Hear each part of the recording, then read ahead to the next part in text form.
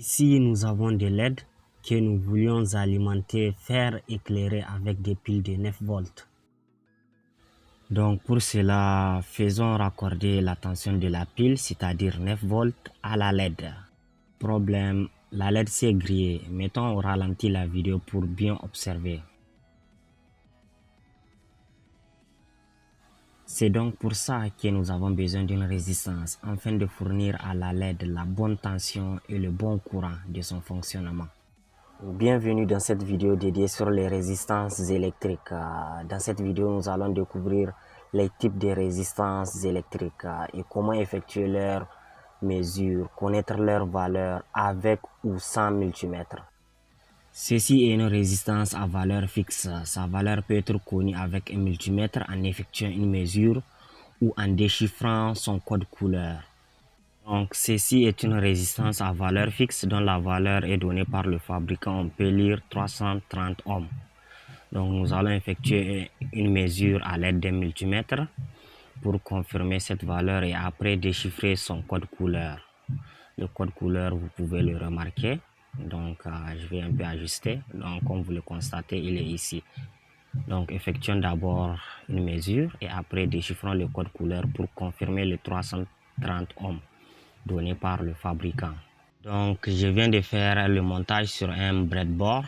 On peut lire la valeur est de 367 sur le multimètre. Donc, c'est correct. Pourquoi? Parce qu'il faut tenir compte de la résistance des fils auxquels on a fait les mesures. Eux aussi, ils ont une résistance. Donc, ça va s'ajouter.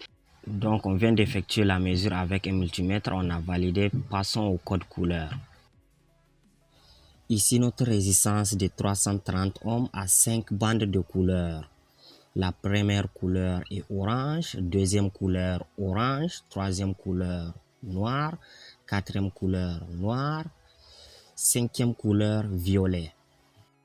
Pour déchiffrer cela, il faut savoir que toujours la première couleur correspond à un chiffre, deuxième couleur correspond à un chiffre, troisième couleur correspond à un chiffre, quatrième couleur correspond à un multiplicateur et la cinquième couleur correspond à une tolérance. Donc voyons et appliquons cela à nos couleurs que nous avons ainsi. D'après le tableau du code couleur que vous pouvez trouver facilement sur internet, la couleur orange correspond à un 3. Donc nous avons 3 pour le premier chiffre, 3 encore pour le deuxième chiffre. La couleur noire correspond à un 0, donc 0 pour le troisième chiffre. Et le multiplicateur, c'est 10 puissance 0, qui est la couleur noire. Et la tolérance, c'est 0,1%.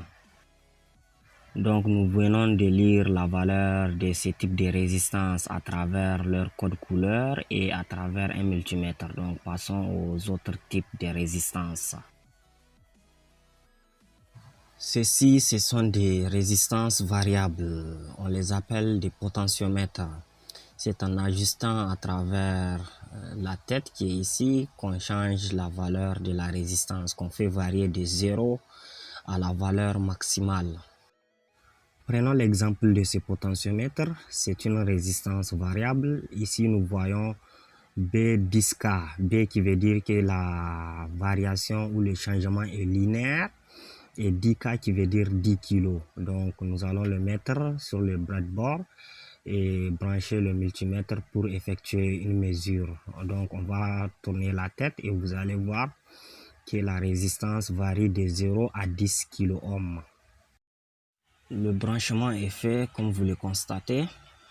Donc maintenant il suffit d'ajuster la bonne plage pour effectuer une mesure. Nous avons 10 kΩ. Donc sur le multimètre nous allons choisir 20 kΩ. Pourquoi? Parce que en bas nous avons 2 kΩ.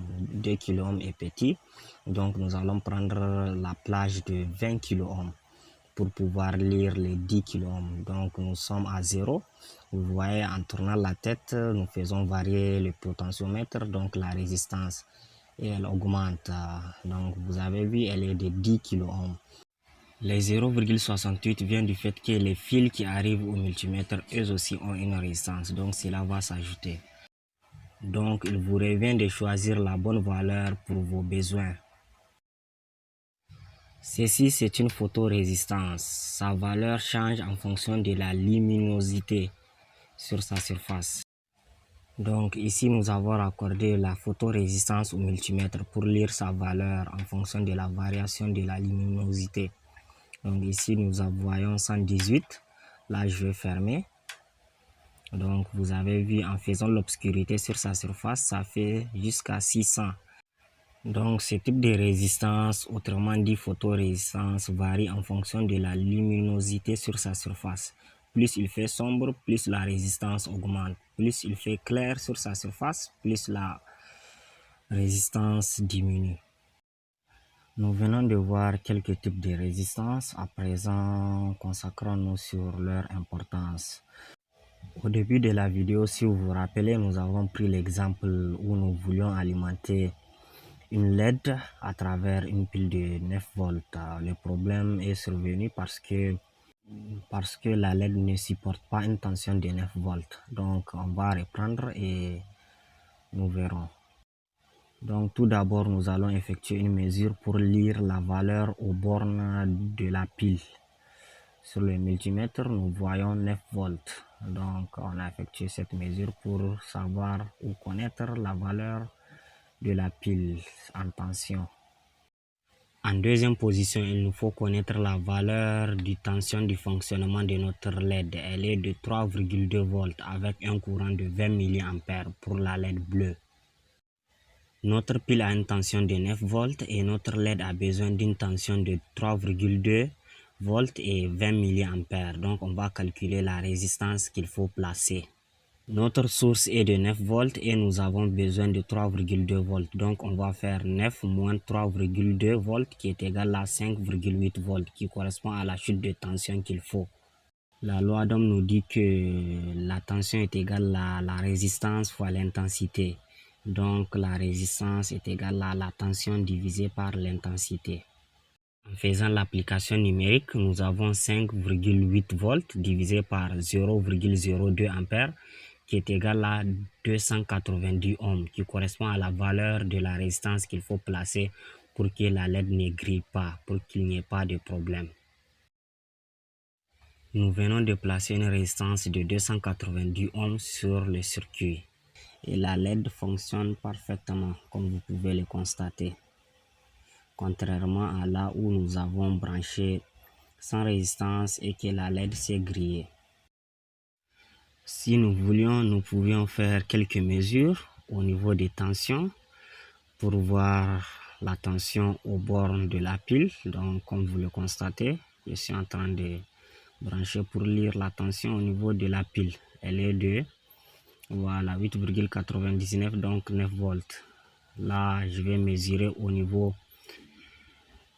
de la LED, donc vous voyez ça fait 3 volts. Et maintenant au niveau de la résistance, 5 volts qui correspond à la chute de tension. J'espère que cette vidéo vous a plu. Si c'est le cas, n'hésitez pas à liker et à vous abonner à la chaîne. On se dit à la prochaine vidéo.